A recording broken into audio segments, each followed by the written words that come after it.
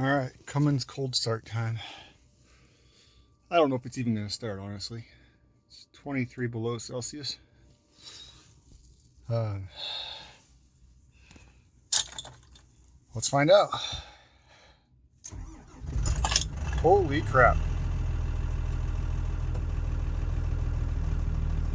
I'll be damned. It is plugged in. Block heater going. And my grid heater definitely works. Just for the record.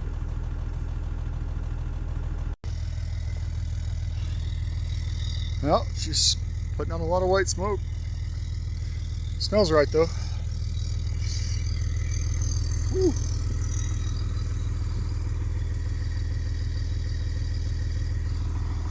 Yeah. One other little detail is when it's this cold out, the fuel pressure seems to go way up.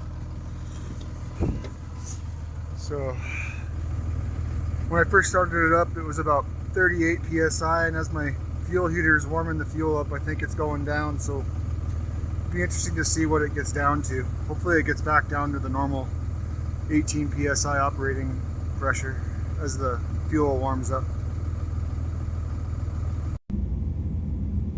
Well, I know that ain't right because it's still running. So my fuel pressure can't be zero. And the EGTs are still reacting, and so is the mat sensor. So I think it's time to ditch this piece of crap CS2 and switch to an iBank or iDash Banks, whatever the hell it is. This thing is so problematic.